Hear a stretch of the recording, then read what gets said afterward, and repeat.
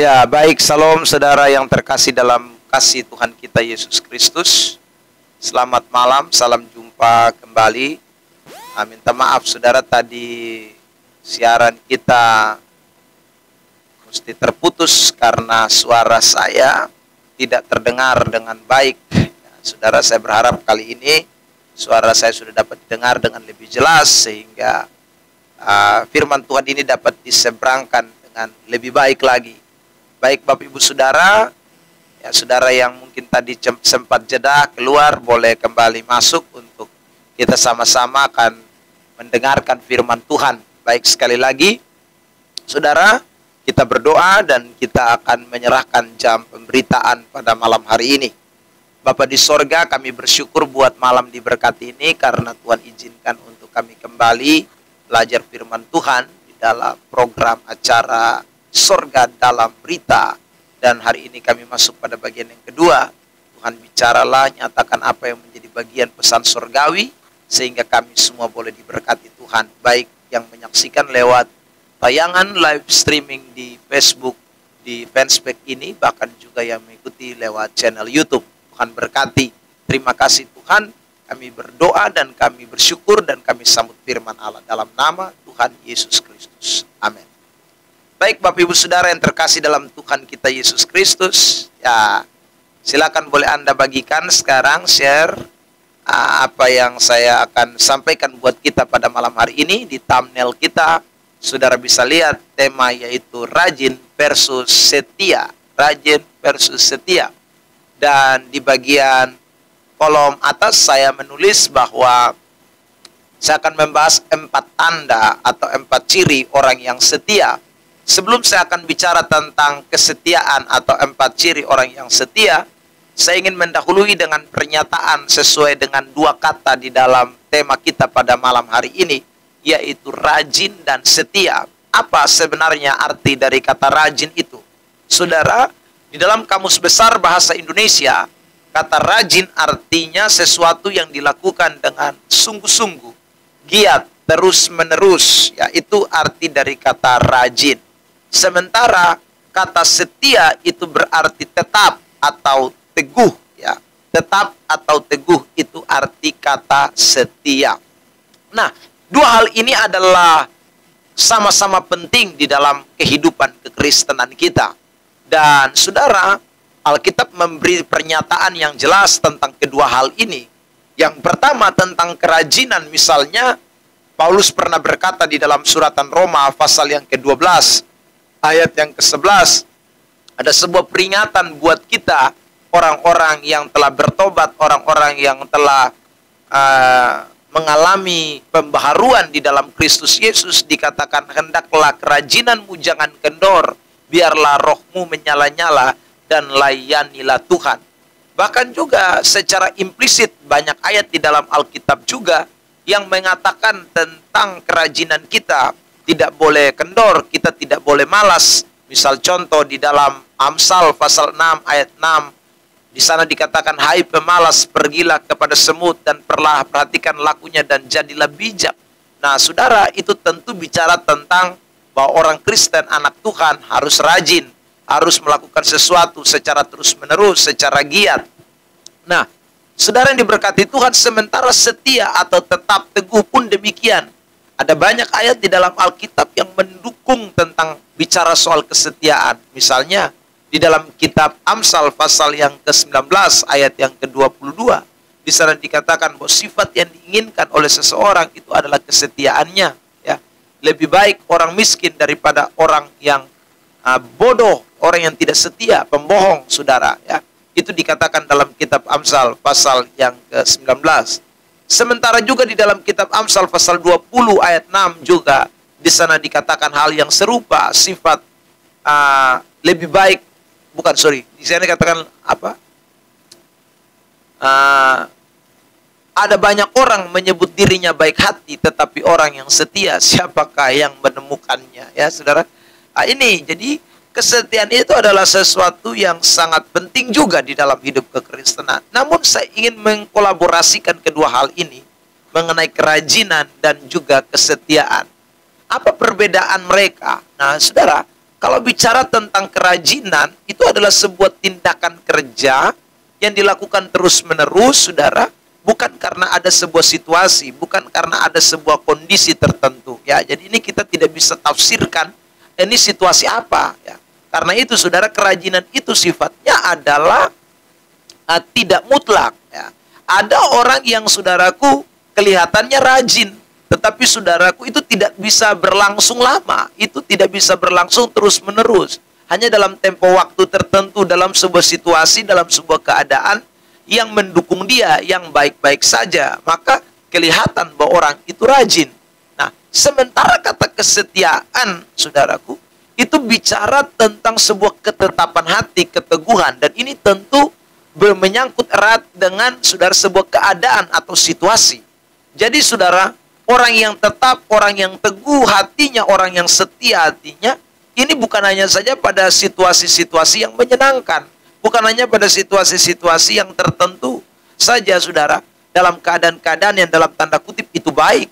Tetapi dalam segala situasi, bahkan dalam situasi-situasi yang buruk sekalipun, ketika orang itu dapat melakukan sesuatu, maka orang itu akan disebut dengan setia.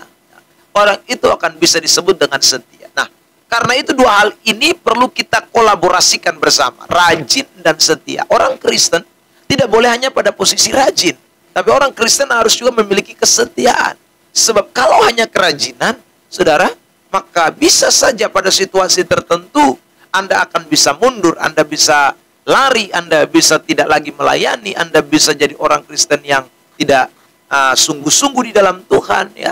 Tetapi kalau ditopang dengan kesetiaan, maka kerajinanmu itu dalam segala keadaan, dalam segala situasi, dalam segala kondisi, Anda akan tetap terus, ya, maju terus, tidak pernah mundur, tidak menyerah, tidak putus asa, tidak kecewa, sekalipun situasi itu berubah-ubah, ya. Kadang baik, kadang tidak menyenangkan, kadang ada dukungan, kadang tidak ada dukungan, kadang saudara mengalami himpitan, kadang saudara mengalami berkat. Nah, ini situasi yang variabel atau berubah-ubah, saudara. Nah, orang Kristen harus memiliki kedua hal ini, sehingga kerajinan dan kesetiaan itu akan berjalan selaras. Nah, saudara yang diberkati Tuhan, pada malam hari ini sebagaimana yang saya sebutkan di atas, bahwa kita akan melihat 4 tanda orang yang setia.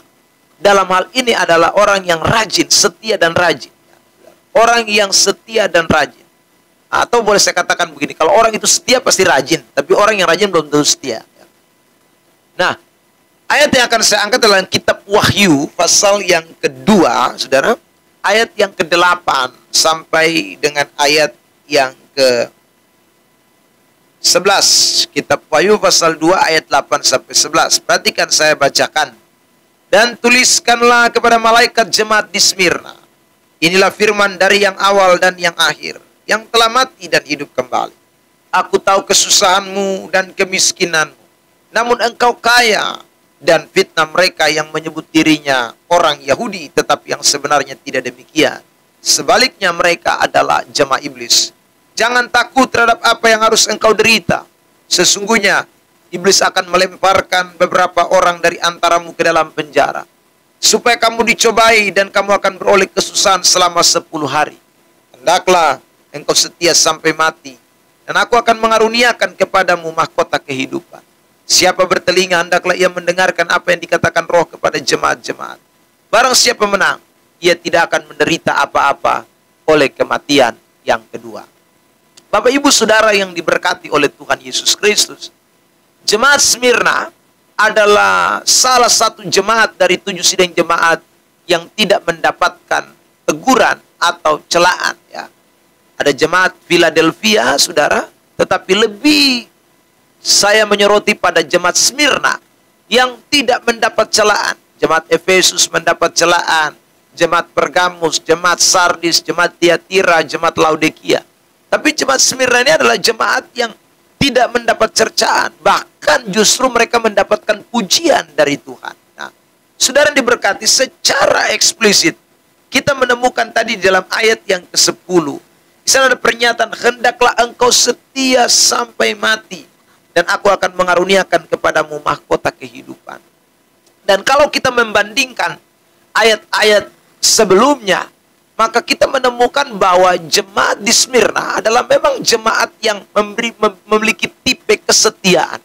Mereka bukan orang yang hanya memiliki tipe kerajinan, tetapi tipe setia ada pada kehidupan jemaat yang ada di Smyrna. Tadi di awal saya sudah menyampaikan bahwa kesetiaan itu bicara tentang sebuah situasi, keadaan yang tidak menyenangkan. Situasi itu bicara suatu keadaan yang kadang-kadang tidak mendukung, tetapi orang itu tetap melakukan sesuatu. Itu namanya orang yang setia. Dan ini terlihat di dalam jemaat yang ada di Smyrna. Dikatakan di dalam ayat yang ke-9, di sana dikatakan kesusahan, kemiskinan, ya. Bahkan di ayat yang ke-10 kita menemukan di sana bahwa jangan takut terhadap apa yang harus engkau derita. Ya. Iblis akan melemparkan beberapa orang dari antaramu ke dalam penjara, dicobai ya dengan kesusahan selama 10 hari. Jadi saudara, memang kondisi jemaat ini bukanlah kondisi yang baik. Kalau jemaat ini dalam kondisi yang baik lalu dipuji, lalu disanjung, lalu tidak dicela, itu barang biasa. Tetapi jemaat ini sedang dalam sebuah tekanan yang berat. Dari dalam mereka miskin, dari dalam mereka mengalami kesusahan, tetapi juga mereka mengalami tekanan-tekanan dari luar yang cukup besar pada waktu itu. Saudara yang diberkati Tuhan Yesus Kristus. Tetapi sekali lagi, jemaat ini dipuji oleh Tuhan. Berarti secara iman kita melihat bahwa jemaat ini memiliki sebuah kerajinan yang disertai dengan kesetiaan. Kerajinan yang didukung dengan kesetiaan. Dan itu terlihat ada 4 ciri yang ditunjukkan oleh jemaat Tuhan di Smyrna. Saya berharap saudara ini akan menjadi pelajaran buat kita semua juga. Sebagai orang-orang Kristen, sebagai anak-anak Tuhan. Betapa penting kita bukan hanya sekedar jadi orang Kristen yang rajin, tetapi juga menjadi orang Kristen yang setia. Karena saudaraku, kerajinan itu hanya terlihat pada waktu-waktu tertentu. Tapi kesetiaan itu akan terlihat pada dalam segala keadaan. Situasi apapun, bahkan situasi yang tidak menyenangkan sekalipun, Anda akan menunjukkan bahwa Anda adalah orang-orang yang setia kepada Tuhan. Nah, saudara, ini ciri yang pertama yang kita temukan di dalam ayat-ayat ini. Yang pertama ayat 8, saya bacakan. Dan tuliskanlah kepada malaikat jemaat di Smyrna. Inilah firman dari yang awal dan yang akhir, yang telah mati dan hidup kembali. Saudara, setiap kali firman Tuhan datang kepada jemaat-jemaat yang ada di Asia Kecil, ini berbeda-beda. Ya, contoh misalnya dalam Efesus, jemaat di Efesus, di sana dikatakan, inilah firman dari Dia yang memegang ke7 bintang. Ya, kepada jemaat yang ada di Pergamus, inilah firman Dia yang memakai pedang yang tajam dan bermata 2, dan seterusnya. Khusus untuk jemaat di Smyrna, Tuhan berkata, inilah firman dari yang awal dan yang akhir, yang telah mati dan hidup kembali. Pernyataan-pernyataan Tuhan tentang firman ini, saudara, ada punya maksud, punya arti secara khusus buat jemaat-jemaat itu. Makanya setiap kali dia mendatangi satu jemaat, dia tahu kondisi jemaat itu seperti apa, maka firman yang datang kepada jemaat itu pun seperti itu. Ya. Firman yang datang kepada jemaat itu pun seperti itu. Contoh, tadi kita melihat jemaat di Efesus. Ya. Dikatakan bahwa firman itu adalah Dia yang memegang ke7 bintang itu. Ya. Dan tangan kanannya, dan berjalan di atas ke7 kaki dian emas. Kepada jemaat yang ada di Efesus, Tuhan memberi pernyataannya seperti itu. Ya. Sesuai dengan kondisi mereka yang pada waktu itu sedang kehilangan kasih yang mula-mula. Ya. Sebuah peringatan besar supaya mereka boleh kembali kepada kasih yang semula. Supaya mereka kembali menyala-nyala. Supaya mereka tahu tentang identitas mereka sebagai orang-orang Kristen. Nah, kepada jemaat Smyrna, Tuhan tahu kondisi yang mereka sedang alami, bahwa mereka dalam kesusahan, mereka dalam kemiskinan, bahkan mereka sedang mengalami penderitaan. Karena itu Tuhan datang dengan firman yang mengatakan jelas bahwa akulah Alfa dan Omega. Aku yang telah mati dan hidup kembali. Saudara, pernyataan ini tentu memberikan sebuah pengharapan buat orang-orang Smyrna. Bahwa meskipun di tengah kesukaran, di tengah kesulitan, di tengah penderitaan, di tengah jemaah-jemaah iblis yang menggoda mereka, yang menjatuhkan mereka, yang menjerumuskan mereka ke dalam penjara. Tetapi saudara yang diberkati, ada Tuhan sebagai firman yang Alfa dan Omega. Artinya Tuhan yang tidak berakhir, Tuhan yang terus memulai segala sesuatu, dan Dia yang menyertai sampai selesai.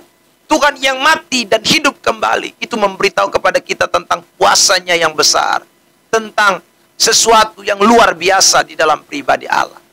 Nah, saudara yang diberkati Tuhan Yesus Kristus, berdasarkan ayat itulah saya percaya bahwa saudara jemaat di Smyrna dibangkitkan pengharapan mereka. Berdasarkan ayat itulah timbul sebuah gairah, semangat, kerajinan, kesetiaan yang tidak pudar.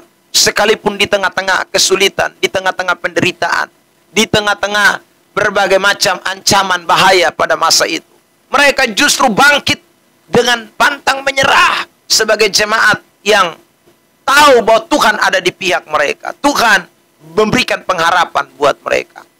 Saudara yang diberkati Tuhan Yesus, ini adalah dasar kesetiaan. Jadi ini tanda pertama.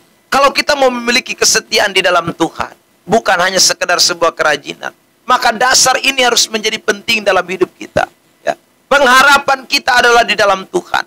Dasar kita adalah Kristus sebagai yang awal dan yang akhir. Dia yang telah mati dan hidup kembali.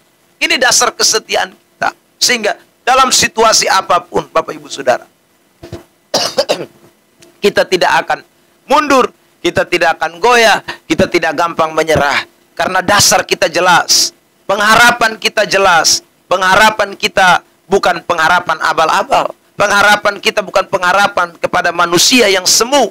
Pengharapan kita bukan kepada firman yang awal saja, atau firman yang tunggu di akhir saja. Tapi pengharapan kita kepada Allah yang luar biasa. Rasul Paulus pernah berkata dalam kitab Roma pasal yang kelima ayat yang kelima, bahwa saudara, pengharapan di dalam Tuhan itu tidak akan mengecewakan. Ya. Karena itu ini dasar kesetiaan kita. Hari ini saudara dalam mengiring Tuhan, apa dasar kesetiaan saudara? Apa dasar kerajinan saudara? Apa yang memotivasi saudara untuk menjadi orang Kristen yang setia, yang sungguh-sungguh dengan Tuhan? Ingat baik-baik, pengharapan kita bukan pada hal-hal yang sementara. Pengharapan kita bukan pada uang. Pengharapan kita bukan pada kekayaan jasmani. Pengharapan kita bukan karena ada berkat, ada mujizat, atau ada sesuatu yang kita harapkan di dalam kehidupan kita, dalam tanda kutip hal-hal yang sifatnya sementara. Tetapi mari kita berpengharapan kepada Tuhan sebagai pengharapan satu-satunya yang tidak pernah mengecewakan kita. Dialah Tuhan kita. Nah, kalau pengharapan kita kepada Tuhan dalam segala situasi apapun, kita pasti akan tetap setia, sama seperti jemaat yang ada di Smyrna. Ya, ini dasar atau ciri yang pertama orang bisa setia.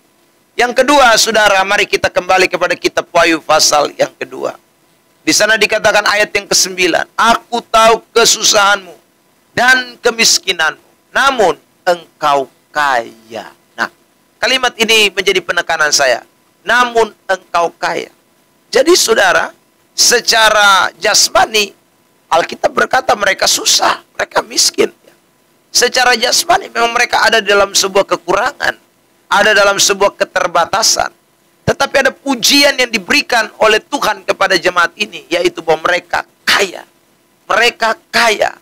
Saudara, orang Kristen yang rajin, orang Kristen yang setia, orang Kristen yang betul-betul, saudaraku, sungguh-sungguh dengan Tuhan, dalam segala situasi, dalam segala keadaan, itu justru akan memacu kerohaniannya semakin lebih baik. Memacu kerohaniannya semakin bertumbuh. Memacu kerohaniannya tidak stagnan. Memacu kerohaniannya bukan jadi mundur, bukan turun anak tangga, bukan turun level, tetapi justru kerohaniannya akan semakin meningkat, kerohaniannya akan semakin bertumbuh, kerohaniannya akan semakin diperkaya. Nah, ini orang-orang yang setia, ya, saudara. Karena memang tujuan kita bukanlah bersentral kepada apa yang ada di dunia. Tujuan kita bersentral kepada hal-hal yang sifatnya adalah kekal. Ya. Karena itu, saudara, waktu kita setia mencari Tuhan, waktu kita setia berdoa, waktu kita setia membaca Alkitab, waktu kita setia beribadah, ibadah apa saja, saudara, Tujuannya satu adalah bagaimana kita memperkaya kehidupan rohani kita. Bagaimana kita memperkaya kehidupan rohani kita supaya semakin hari semakin bertumbuh di dalam Tuhan, ya. Jadi kalau kesetiaan seseorang itu tidak mengakibatkan adanya pertumbuhan iman, maka orang itu belum pada tahap kesetiaan, ya. Itu baru tahap pada kerajinan, rajin ibadah, tetapi saudara dia tidak mengalami kekayaan secara rohani. Rajin ibadah, tetapi dia tidak mengalami pertumbuhan secara iman. Imannya stagnan, imannya rata-rata terus. Imannya hanya begitu-begitu saja. Orang Kristen seperti ini perlu dibenahi mengenai konsep pengiringannya kepada Tuhan. Nah, saudara yang diberkati Tuhan Yesus Kristus, pada malam hari ini, lewat pemberitaan ini saya ingin mengajak kita semua, ya. Kesetiaan kita itu punya tujuan yang jelas, yaitu kita mengalami kekayaan rohani. Kesetiaan kita itu bukan bertujuan untuk menggapai atau mencapai hal-hal secara jasmani. Kalaupun Tuhan menambahkan, itu adalah sebuah kasih karunia. Itu adalah anugerah. Seperti yang Yesus pernah katakan, carilah dahulu kerajaannya dan kebenarannya. Kalimat ini bersifat memberikan nada kesetiaan atau kerajinan. Carilah dahulu kerajaan Allah dan kebenaran. Semuanya akan ditambahkan kepadamu. Jadi saudara, fokus kita adalah kerajaan Allah. Fokus kita adalah kebenaran. Fokus kita adalah kekayaan rohani. Rasul Paulus pernah berkata dalam suratan Kolose, dia katakan, pikirkanlah perkara-perkara yang di atas, bukan yang di bumi. Jadi tujuannya, sentralnya adalah hal-hal yang kekal, hal-hal yang sifatnya bukan terbatas, ya saudara, tapi tidak terbatas. Hal-hal itulah yang Tuhan mau kita miliki dalam hidup kita. Nah, ini yang kita lihat di jemaat Smyrna. Jadi jemaat Smyrna betul-betul jemaat yang tekun, jemaat yang rajin, jemaat yang sungguh-sungguh setia. Karena mereka menunjukkan ciri pertumbuhan rohani yang luar biasa. Mereka menunjukkan ciri pertumbuhan rohani yang matang, saudara. Nah, ini adalah tanda yang kedua. Jadi kalau saudara sebut saudara adalah orang Kristen yang setia, tentu akan terjadi perubahan signifikan dalam hidup saudara. Sudah 10 tahun jadi Kristen, itu semakin Anda bertumbuh di dalam Tuhan. Semakin kaya di dalam Tuhan. Dalam segala macam kekayaan-kekayaan rohani. Saudara yang diberkati, yang ketiga, mari kita perhatikan di ayat yang ke-9 dan ayat 10. Aku tahu kesusahanmu dan kemiskinanmu, namun engkau kaya, dan fitnah mereka yang menyebut dirinya orang Yahudi. Tetapi yang sebenarnya tidak demikian. Sebaliknya, mereka adalah jemaah iblis. Janganlah takut terhadap apa yang harus engkau derita. Sesungguhnya iblis akan melemparkan beberapa orang dari antaramu ke dalam penjara, supaya kamu dicobai dan kamu akan beroleh kesusahan selama 10 hari. Hendaklah engkau setia sampai mati, dan aku akan mengaruniakan kepadamu mahkota kehidupan. Saudara, kesetiaan itu akan terlihat waktu kita diperhadapkan dengan tantangan ujian. Ya.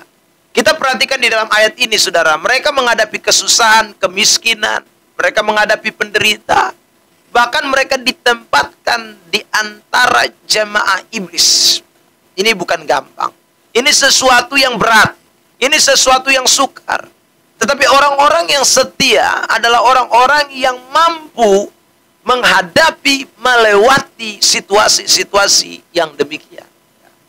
Mereka tidak menyerah, mereka tidak putus asa, mereka tidak lalu pasrah dengan keadaan.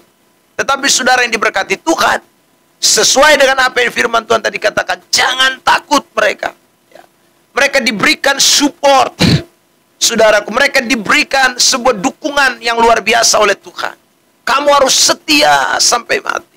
Nah, dukungan-dukungan ini juga yang terus bergema sampai hari ini, saudara. Lewat pemberitaan firman, lewat khotbah, lewat renungan, di mimbar-mimbar gereja, lewat Facebook, YouTube, dan lain sebagainya. Kita diminta untuk menjadi orang-orang Kristen yang militan. Kita diminta untuk menjadi orang-orang Kristen yang tidak mudah mencerna segala sesuatu dengan baper, bawaan perasaan. Ya, saudara.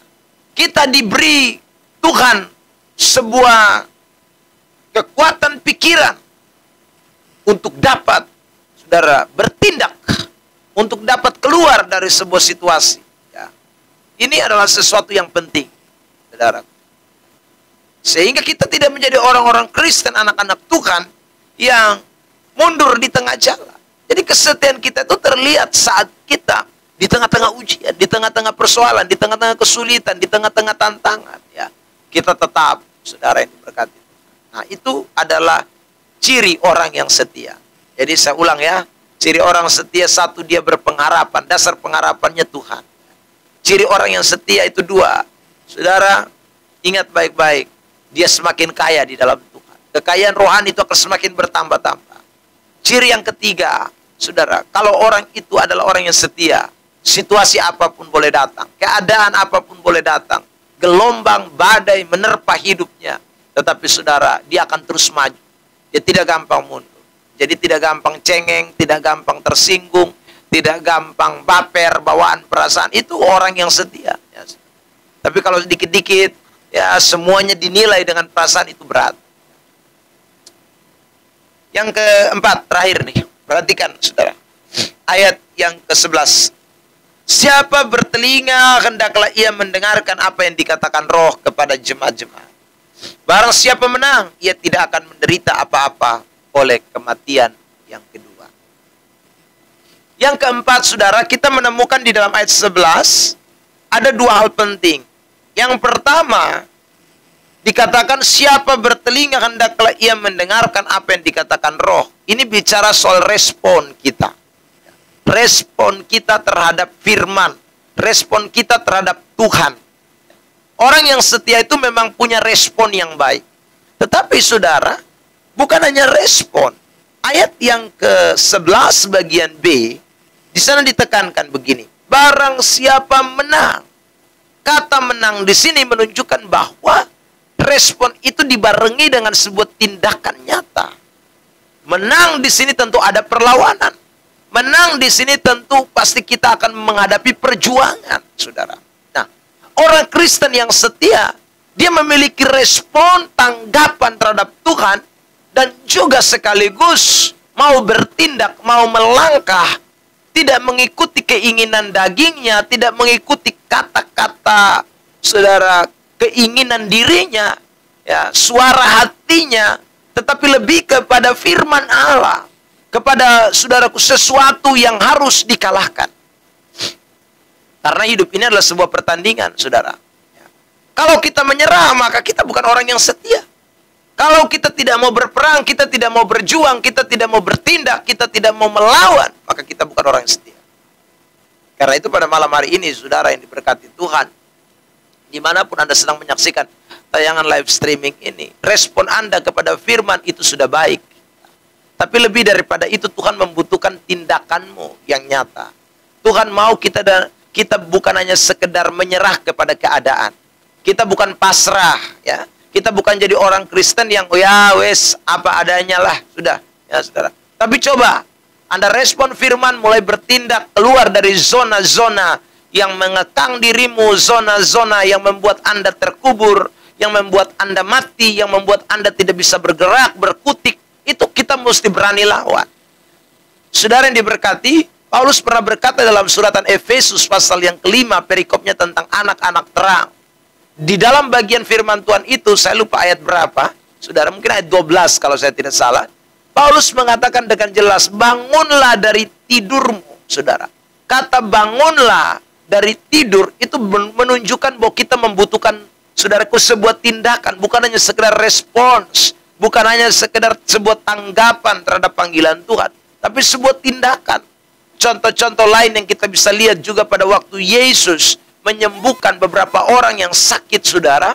Dia menyatakan bahwa mereka bukan hanya sekedar respon terhadap apa yang dikatakannya, tetapi dia mau mereka juga mulai bertindak. Contoh, ketika dia menyembuhkan seorang yang ada di kolam Bethesda, dia berkata, bangunlah, angkatlah tilammu dan berjalanlah. Saudara, ini menunjukkan respon. Bukan hanya sekedar, bukan menunjukkan sebuah tindakan, bukan hanya sekedar sebuah respon. Karena itu, pada malam hari ini, saudara, orang yang setia, orang yang rajin, itu adalah orang-orang yang meresponi Tuhan dengan sebuah tindakan nyata. Yang mau bergerak, yang mau melakukan sesuatu. Maka saudara, pasti akan menjadi orang-orang yang setia. Dan upah bagi orang-orang yang setia jelas di dalam ayat yang ke-10 dan ayat yang ke-11. Tuhan akan mengaruniakan kepadamu mahkota kehidupan. Satu kali kelak Paulus pernah menulis kepada anak rohaninya yang bernama Timotius di dalam suratan 2 Timotius pasal 4 ayat yang ke-6 sampai ayat yang ke-8. Dia berkata, aku telah mengakhiri pertandingan yang baik, mencapai garis akhir, dan aku telah memelihara iman. Sekarang telah tersedia bagiku mahkota kebenaran yang telah disediakan bagiku dan bagi semua orang yang menantikan aku, menantikan kedatangan Tuhan. Nah saudara, ini memberikan sesuatu pernyataan yang jelas buat kita bahwa orang-orang yang setia sampai garis akhir itu memang diberi upah oleh Tuhan. Orang-orang yang tidak mundur, orang-orang yang maju terus sampai akhir, itu pasti akan menerima upah dari Tuhan. Seperti jemaat Smyrna, seperti Rasul Paulus, saudara. Juga masih ada banyak orang lain lagi yang mungkin saudara bisa temukan di dalam Alkitab, ya, tokoh-tokoh Alkitab yang lain, ya, yang juga diberikan penghargaan oleh Tuhan, ya, kalau setia sampai akhir. Nah, karena itu, Bapak Ibu Saudara yang diberkati Tuhan, pada malam hari ini, 4 hal ini kiranya menolong kita sekalian, supaya kita boleh berjalan di dalam kesetiaan. Bukan hanya kerajinan, tapi kesetiaan sampai Tuhan Yesus datang kembali yang kedua kali. Tuhan Yesus memberkati kita dengan firman-Nya. Mari kita berdoa. Bapa di sorga, kami bersyukur buat kesempatan malam ini, karena kami sudah mendengarkan apa yang menjadi pesan dan maksud Tuhan. Semua yang sudah mengikuti live streaming ini, Tuhan, baik di Facebook, YouTube, Tuhan, berkati, dan kuasa Tuhan terus mengalir atas mereka. Sehingga kami bukan jadi orang-orang Kristen yang hanya cukup sampai di kerajinan, tapi kami mau lebih jauh. Kami maju sampai kepada kesetiaan. Karena orang-orang setia akan dikaruniakan mahkota kehidupan, mahkota kebenaran. Orang-orang yang setia tidak akan mengalami kematian kedua, seperti jemaat Smyrna yang Tuhan janjikan. Tolong kami Bapa, 4 ciri yang kami pelajari pada malam hari ini boleh menjadi pelajaran penting, berkat rohani buat kami, kekuatan rohani buat kami, yang akan mendidik kami dari hari ke hari, semakin berjalan dalam kemauan Tuhan. Kami tahu Tuhan hidup di dunia ini sementara. Kami tidak tahu Tuhan berapa batas kepercayaan yang Tuhan berikan kepada kami. Tapi satu hal, kalau Tuhan masih izinkan kami ada, biarlah kami boleh terus setia sampai Tuhan datang kembali yang kedua kali. Materaikan kebenaran ini Tuhan. Di dalam nama Tuhan Yesus Kristus, kami berdoa mengucap syukur. Haleluya. Amin. Tuhan berkati kita semua. Sampai jumpa di besok malam di dalam bagian yang ketiga dari Sorga dalam Berita. Tuhan Yesus memberkati kita.